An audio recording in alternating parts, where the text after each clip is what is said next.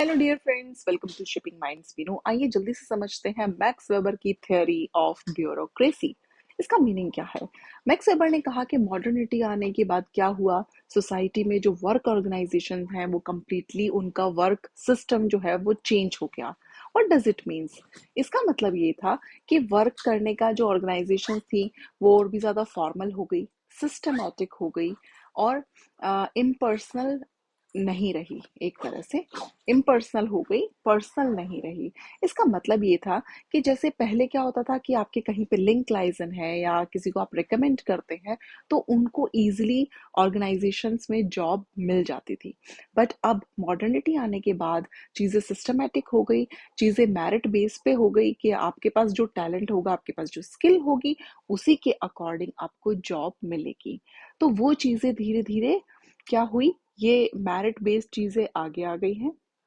आपकी स्किल को ध्यान में रखा जाता है, आपकी एबिलिटी को देखा जाता है और रिकमेंडेशंस को हटा दिया गया है। रिकमेंडेशंस अब इतनी ज्यादा लोग नहीं मानते हैं। इसीलिए मैक्स वेबर ने कहा कि ब्यूरोक्रेसी आने के बाद क्या हुआ है, चीजें जो है पर्सनल से इम्पर्सनल हो गई हैं।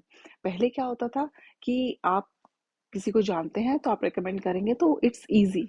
और इसी के साथ ब्यूरोक्रेसी का फीचर क्या है? ब्यूरोक्रेसी का फीचर है कि उसके रिटन रूल्स एंड रेगुलेशंस हैं और वो मोर फॉर्मल हो गई है। फॉर्मल है कंप्लीटली, सारी चीजें फॉर्मल में क्या होता है, स्ट्रिक्ट रूल्स होते हैं, आपको सिस्टमेटिक चीजों को फॉलो करना होता है। इवन आपके जो कलीग्स हैं उनके साथ आप अगर वहां पर आपका कोई रिलेटिव भी हो तो भी आप उसको एज अ रिलेटिव कंसिडर या उसके साथ उस तरह से बात नहीं करेंगे। आप उनके साथ उसी तरह से उन्हें ट्रीट करेंगे जैसे वो आपके कलीग हो, जैसे वो आपके वर्किंग प्लेस के वर्कर्स हों, उसी तरह से आप उनको ट्रीट करेंगे।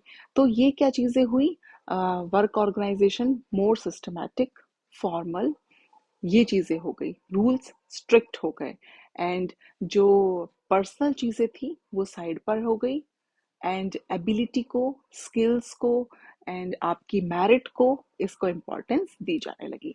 This is Max Weber's theory of bureaucracy.